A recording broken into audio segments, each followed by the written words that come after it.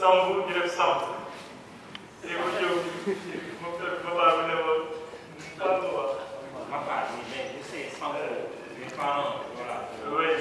deux amants en espérant que suñu dinaa leen alamaan. Donc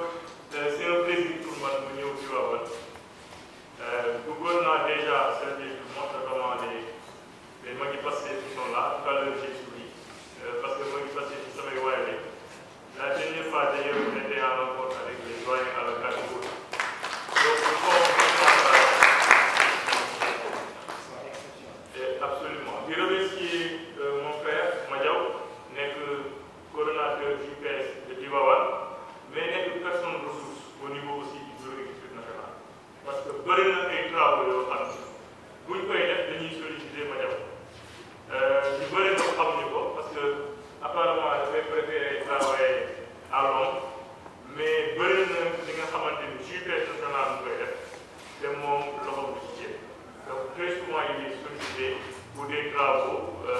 yoo xam ne c'est des travaux des fois très confidentiels moom dañuy soxla son expertise parce que tamit c'est un ancien au sein de la JPS.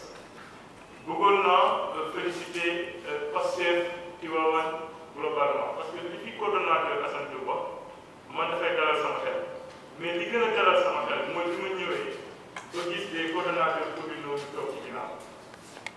ñin bon man damay def le tour des fois de la base mais da ngay dem dans plusieurs départements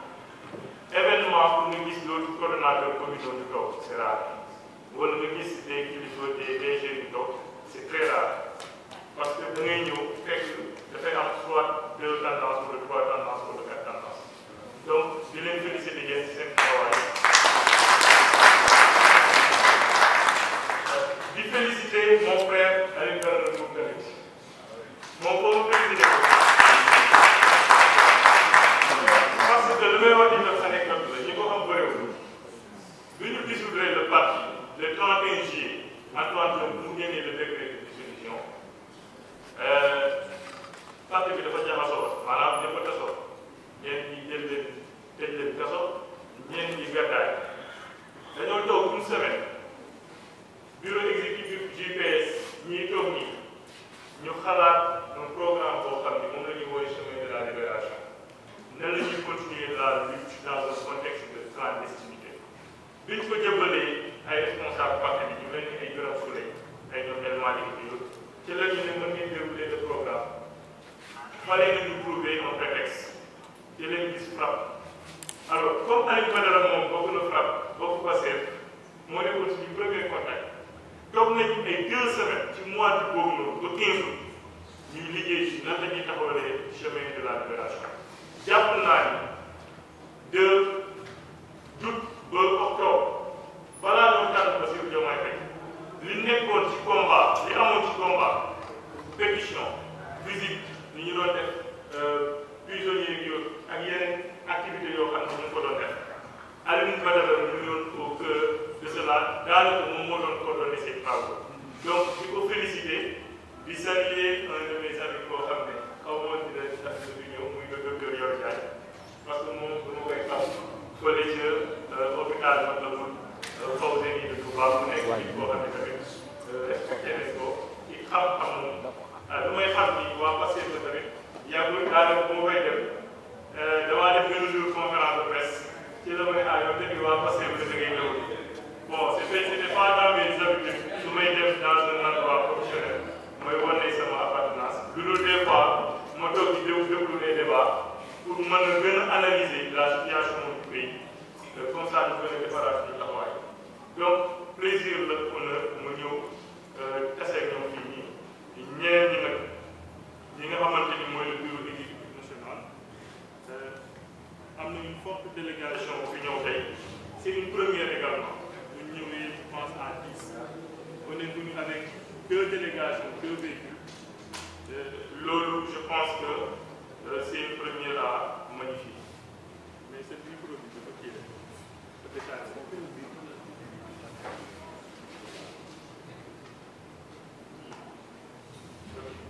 alors par rapport au thème, c'est la responsabilité de la jeunesse dans l'exécution de transformation thème bi li ci ëpp solo c'est vrai que agenda national de transformation dinaa ci dellu si après mais c'est le mot responsabilité la responsabilité dafa nekk mot boo xam ni nit ki dañ koy wax sa bureau au sein des familles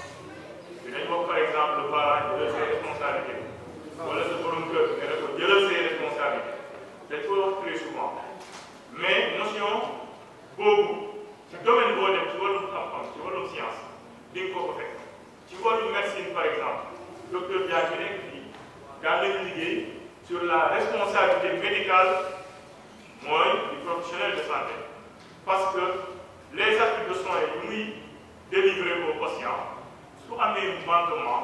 sa responsabilité est engagée et bu boobaa administration mën na jël ay mesures wala bu ñu demee justice mën na jël ay mesures boo demee ci droit ñaari branche ñoo ko am wala ñett droit public droit privé ak science politique droit privé dafa am lu ñu woowee la responsabilité civile mooy ñun fii fi fi nekk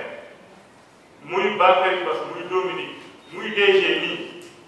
moom dans sa relation avec une tierce personne am na ci ay actes yoo xam ne bu ko posé kooku mën na ko topp ci yoon donc en ce moment là sa responsabilité moom civile est engagée nga dem ci lu ñuy woowee droit administratif mooy la responsabilité administrative mooy administration ci liggéeyam wala si ñàkk liggéeyam mën na engager sa propre responsabilité même bu deful dara bu fekkee ni moom son action wala son inaction dafa porter préjudice à un citoyen wala à une tierce personne ci wàllum politique ci wala si wàllum science politique dafa am lu ñu woowee la responsabilité politique du gouvernement parce que gouvernement dafa responsable devant deux institutions le président de la République ak le Parlement utee na ak président de la République nga xamante ni responsabilité pénale rek la ñu mën a engagé looloo war a tey ñuy lam-laame def ku mel ni Macky Sall dañ koy traduire devant la haute cour de justice pour haute trahison parce que responsabilité pénale ci cas de haute trahison rek lañ ko mën a engagé ci wàllu management boo fa demee ñi gérer entreprise tey dañ lay wax la responsabilité sociétale des entreprises entreprise tey boo ñëwee ci waawaat nga implanté une entreprise activité entreprise bi mën na am impact économique wala des impacts environnementaux wala mën na am impact même ci personnel de liggéey moo tax dañuy wax boobu responsabilité sociétale des entreprises mooy les actes yi ngay posé ak les conséquences surtout qui en découlent donc c'est important ma defoon un peu cette clarification conceptuelle pour revenir sur l'importance même du mot qui a été choisi ak la jeunesse sa responsabilité par rapport ak li nga xamante ni moom lañ nekk di engagé mooy l'exécution de l'agenda national de transformation Sénégal 2050 ci li ma jot a wax ni yëpp bu ngeen seetloo chaque fois damay wax acte mais damay wax conséquence parce que acte ak conséquence ñoo ànd ci wàllum philosophie xaw ma am na fi ay philosophe dafa am auteur ay auteurs yu wax boobu éthique de conviction ak éthique de responsabilité parce que nit ci jëfoo très souvent da ngay fexe ba méngale yow sa gëm-gëm ak say jëf mën na ci ay situation nga nekk un décideur public nga nekk un directeur wala un premier ministre wala un président de la République ngay jiite plusieurs personnes de confessions différentes wala de cultures différentes bu boobaa yow non seulement ci wàllum conviction say jëf foo mu méngoo ak say conviction mais foo mu sóoraale ni am na ci say conviction yow say conviction am na si ñoo xam ne yow yaa leen jiite bokkuñu loolu moom la ñuy wooyee éthique de responsabilité dañ lay ne da nga fexe ba yow acte boo pesé nga xalaat ni type de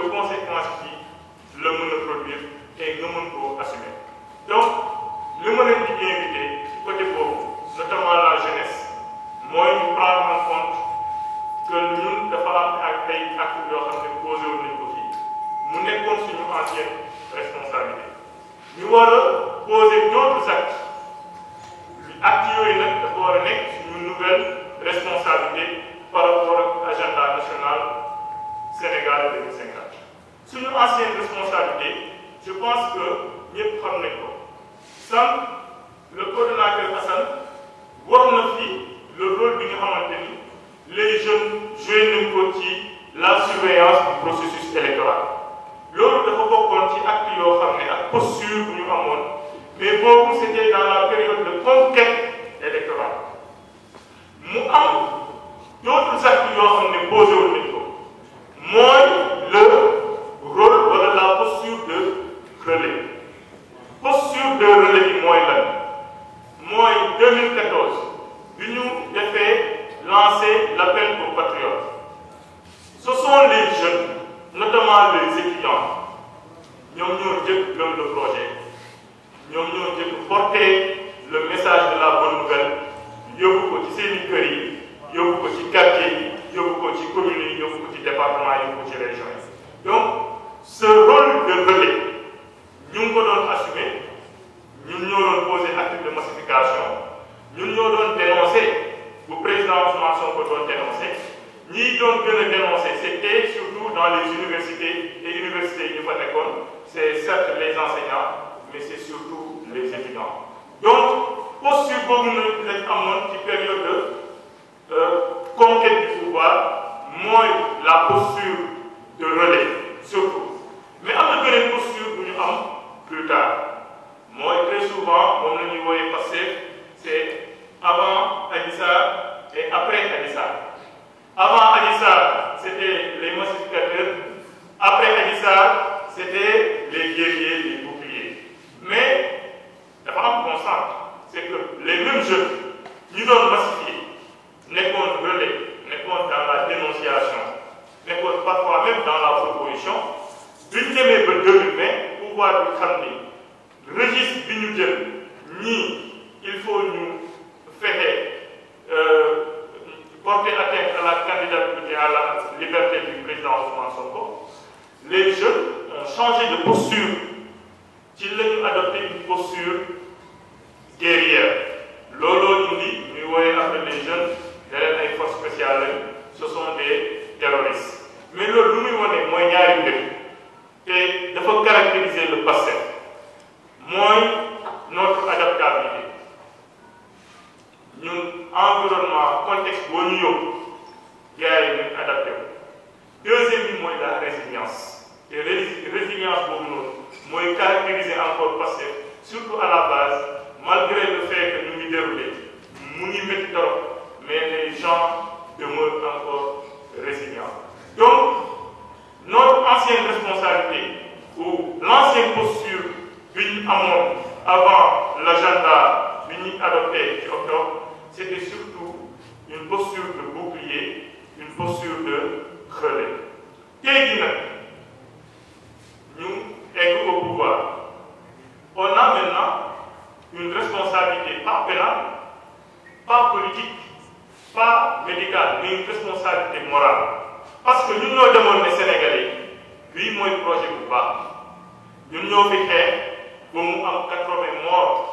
ba mu am des milliers de détenus politiques ba mu am ñu gàddaay génn Sénégal dem Nicaragua am ñeneen ñu dem feneen donc on a une responsabilité morale pour accompagner li nga xamante ni mooy li ñu digoon Sénégalais yi ñu fexe ba ces promesses là ñu réaliser ko mu nekk des actes concrets mu nekk du concret parce que bu boobaa man ñi doon dem naan sama waa kër bii mooy message bu baax buñ toogee 2 mois 3 mois 1 an 2 ans buñ gisul résultat du ñu indexé directement le président Diomaye du ñu indexé directement le premier ministre Ousmane Sonko yow mii doon xeex ci koñ bi di gëmloo bàyyi maire bi que waa ji la gars yi ñuy dégg woo ci ci seen développement donc loolu c'est très important ñu comprendre suñu responsabilité et la responsabilité dama koy waxaat c'est poser des actes et être en mesure d'assumer les conséquences donc plan bi ñu commandoon wex na xat mais ñu fexe ñun léegi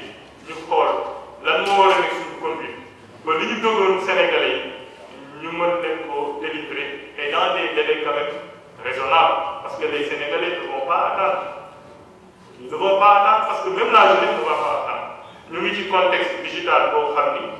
dafa changer suñu mode de vie léegi Yango da koy commandé mu ñëw 5 minutes sa plat sa burger boo ko commandé EDK ñu indil la ko dans moins de 2 minutes donc les gens maintenant ont d'autres habitudes ils sont impatients et donc il va falloir suñuy dirigeants ak ñun le parti de manière générale que suñu capacité d'adaptation bi ñu amoon mooy bi ñu indilee affaire Adji Sarr ñu mën a gérer la situation suñu capacité de résilience bi ñu amoon ñu mën ko perpétuer loolu c'est très important pare naa ci lépp lu jëm ci notre ancienne responsabilité wax naa ci lan moo war a nekk suñu taxawaay à peu près mais dama ko bëgg a tënk si ñeenti point plutôt bi si njëkk mooy le rôle de protection ñaareel bi mooy le rôle de promotion ñeenteel bi mooy le rôle de développement stratégique ñeenteel bi mooy la participation à l'exécution même du référentiel lan moo tax ma wax waxu protection mais avant ça bëgg naa wax li jëm ci agenda national de transformation ma jaw bu may invité dafa doon ne waaw boo ñëwee da nga wax ci agenda national de transformation mais mënuñ koo dérouler en profondeur parce que du ñu am le temps mais agenda bi man su ma koy définir bëgg naa ngeen bàyyi ci xel ñetti mbir ci lay mettre l'accent mooy la vision 2050 vision bi Sénégalais comprendre nañu ko ba pare mooy un Sénégal souverain un Sénégal de justice et un Sénégal de prospérité boobu leer na ñaareel bi mooy le plan quinquennal bu ngeen seetloo sax ñaari document lañu partagé dañoo partagé le résumé Sénégal vision 2050 ñu partagé la stratégie nationale de développement 2025-2029 léegi nag mu am beneen point boo xam ni mooy le master plan 2025-2035 donc bu ñu waxee agenda Sénégal agenda national de transformation Sénégal 2050 jàpp leen ni ce sont les 3 moments mais la vision pour ñi nga xamante ni dañuy liggéey ci lépp lu jëm ci plan stratégique lan moo tax ma ni il faut ñu protéger parce que la vision dafa am ñaari dimension dafa am l'idéologie fondamentale boo xam ne l'idéologie fondamentale du change tey boo jëlee la Tidjaniya wala nga jël la Mouridiya wala nga jël certaines religions wala certaines confessions l'idéologie fondamentale du change liy changer mooy le devenir prospectif mais l'idéologie fondamentale du changer mukk quelques aspects mooy changer pour permettre à l'entité de s'adapter dans le temps loolu moom moo tax ñu def stratégie nationale de développement 2025-2029 ñu préparer un master plan bu ngeen seetloo master plan bi il y a pas encore de document mais dinaa ci dellu si tout à l'heure au fur et à mesure de mon exposé. Alors wax naa ni la jeunesse dans sa nouvelle responsabilité dañoo war a nekk dans une posture de protection mais protection pas stratégie nationale de développement mais vision lu tax ma insister protéger la vision 2050 parce que vision bi ñun ñoo ko sécrété ñun passé agenda national référentiel bi du lenn lu dul li nga xamante ni moom le président proposé woon 2018 livre solution ak li nga xamante ni moom la proposé en 2019 jot na boole ci li nga xamante ni moom la Diomaye proposé en 2024 muy le prochain mais loolu moo jur agenda national de transformation sauf que lii tax tour bi changé c'est parce que boo eggee au pouvoir programme politique bi ngay déroulé c'est vrai programme parti la mais il faut nga harmoniser ak ñi nga xamante ne bokk nañ ci parti bi ak ñi bokkul ci parti bi ak ñi war a dérouler l'agenda majoritairement des administrateurs, des fonctionnaires, et administration le principe de neutralité. Donc, ils ne sont pas forcément censés faire de la politique. Donc, nous, ak Sénégalais de manière générale, il faut harmoniser yow sa gis-gis ak ni ngay defee les nouvelles politiques publiques. Loolu moo tax ñu def agenda national de transformation te loolu mooy référentiel boo déggee référentiel pour dire simple mooy harmoniser suñu gis-gis ak nu ñuy jëfee les politiques publiques yi nga xamante ni passé moom la war a dérouler fii ak 50 ans loolu mooy référentiel te bëggoon naa peut-être côté boobu noonu mu leer mais vision bi suñu vision la mooy souveraineté bi ngay dégg justice bi ngay dégg ak prospérité bi ngay dégg suñu vision la léegi li war a tax ñu protéger ko c'est parce que vision bi dañ ko war a dérouler dans un environnement boo xam ne dafa bëri ay acteurs et très souvent dafa am ñaari type d'ennemis yu ñu am dafa am les ennemis extérieurs ñu jàpp ni la vision d'un Sénégal souverain, juste et prospère du leen arrangé te ennemis extérieurs yu xam nañ leen parce que li fi nekkoon une vision politique dafa nekkoon une vision politique calquée sur une logique néocoloniale moo tax suñu levier économique yi ñu ko téewoon c'était pas des nationaux parce que booy wootee le patriotisme yow yaa ngi rejeter quelque part l'ingérence étrangère donc ñooñu noonu dinañ fexe ba ñun suñu vision di ko réaliser ñoom ñooy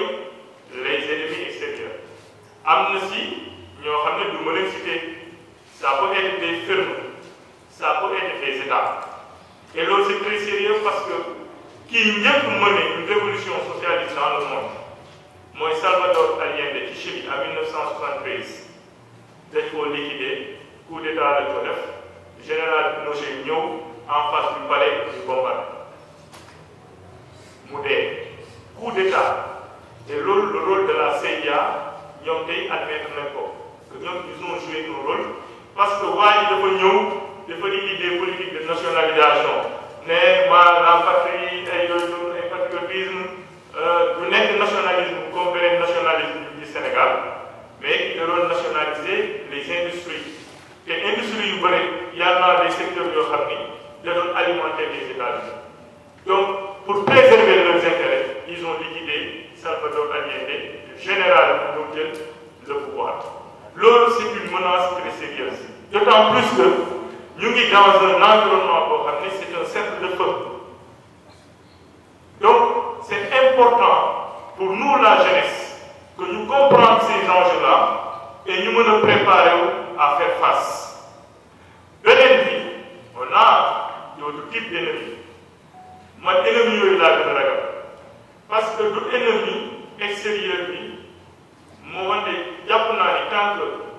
Diomaye ak Sonko ñu ngi en connexion avec le peuple les ennemis extérieurs du ñu mën a réaliser cette ambition tant que il n'y a pas de déconnexion entre nos leaders et le peuple mais li ma gën a ragal ci projet peut-être ñeneen tam dinañ am les mêmes avis peut-être ñeneen duñu am les mêmes avis mooy les ennemis intérieurs parce que ñooñu lu ñuy fonctionner c'est comme max xam ngeen ay max c'est à partir du bas les termites les consommer le projet et ñooñu très souvent c'est pratique mooy nan la ñuy fexe pour perpétuer le système am na si ñoo xam ne ils sont dans l'opposition mais am na si ñoo xam ne peut-être ils sont dans Pastef on ne sait pas pour le moment mais